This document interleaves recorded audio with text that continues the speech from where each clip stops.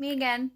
I wanted to do another video so I could talk to you guys just a little bit.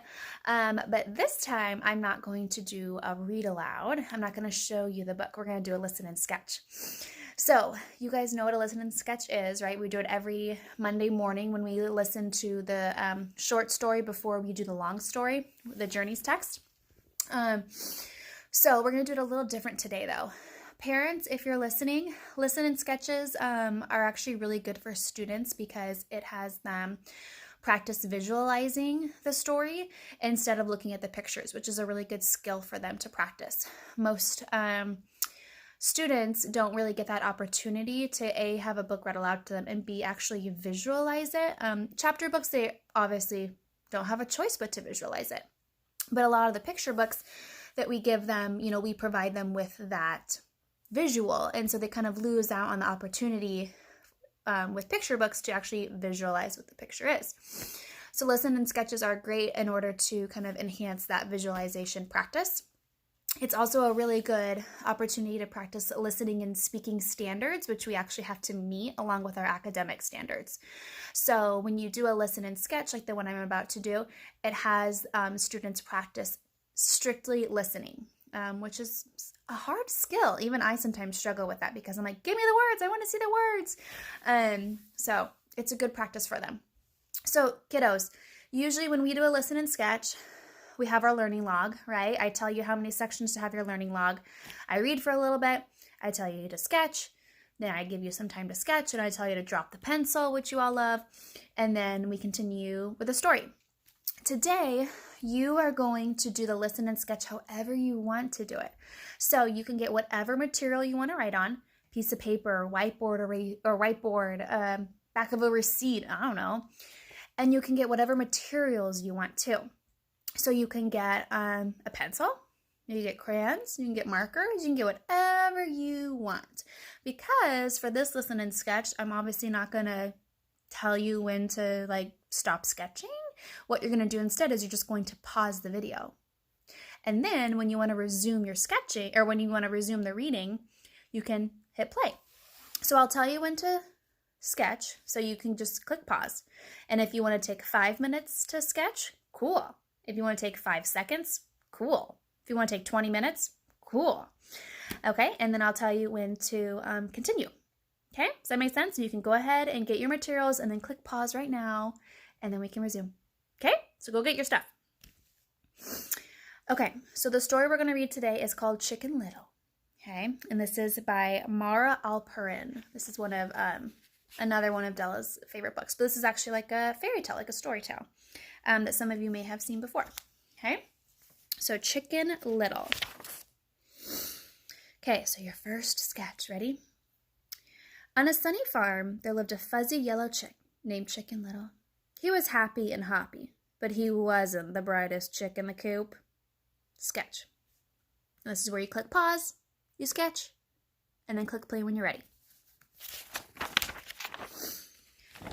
One warm autumn day, Chicken Little was skipping through the woods when suddenly an acorn dropped from a tree and bounced off his head. Click, clack, clonk. Oh, my feathers! Was that a piece of sky? He squeaked. Help, oh, help! Trembling, Chicken Little scurried back to the henhouse, squawking, "The sky is falling! The sky is falling!" Sketch. What's all this noise? Clucked Henny Penny. The sky is falling, panted Chicken Little. It went click, clack, clonk right on my head. Henny Penny dropped her glasses. Goodness, she gasped. We must tell the king. He'll know what to do. So Chicken Little and Henny Penny ran over to the duck pond, squawking and clucking. The sky is falling. We must find the king. Sketch. Did I hear the sky is falling? Quacked Ducky Lucky. Yes, it fell on my head. Click, clank, clonk, said Chicken Little. What will we do? Cried Ducky Lucky. The king will save us, Henny Penny clucked. We must find him at once. So Chicken Little, Henny Penny, and Ducky Lucky dashed off again, squawking and clucking and quacking. The sky is falling. We must find the king. Sketch. The sky is falling, gobbled Turkey Lurkey. Quick, take cover. And he leaped into the bushes to hide. There's no time to lose, cried Chicken Little. We must hurry to town to find the king. So Chicken Little, Henny Penny, Ducky Lucky, and Turkey Lurkey charged down the path, shouting, "The sky is falling! We must find the king!" But it wasn't the king they saw. Sketch. It was Foxy Loxy. "What seems to be the matter, my fine feathered friends?" grinned Foxy Loxy. "The sky is falling," puffed Chicken Little. "We must tell the king." Foxy Loxy licked his lips. "Poor little birds," he smirked. "Come with me and I'll help you find the king." Sketch. And make a prediction of what you think Foxy Loxy's going to do. And now you can't see the picture of Foxy Loxy. I can. And I can tell by his face what he's thinking.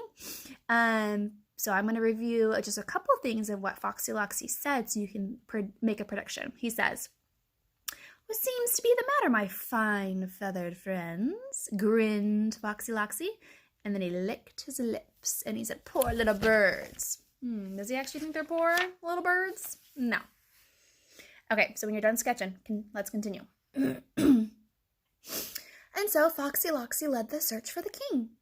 The animals started in the bookstore. "The king's not in here," said Foxy Loxy, peeking into a recipe book. "And I don't see him here. How frightful," Foxy Loxy muttered. And at that one, they're at a place getting some spices. And now he's at the cook pot.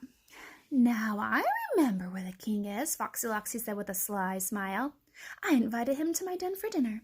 Oh, do say you'll join my feast." Sketch. "Don't worry, my tasty little friends. It's not much farther to my den," chuckled Foxy Loxy, starting to drool. Foxy Loxy opened the door and the birds waddled slowly inside. Sketch. It was cold and dark in Foxy Loxy's den. "I don't see the king," muttered Henny Penny. "Maybe he's running late?" "I can't see anything at all," whispered Chicken Little. Then Foxy Loxy lit the chandelier. "It's almost time for dinner," he purred. "What's for dinner?" asked Ducky Lucky. Sketch and make a prediction of what's for dinner. "Yo!" cried Foxy Loxy, and he leaped at the birds. "Help!" they all cried. "Help!" Sketch.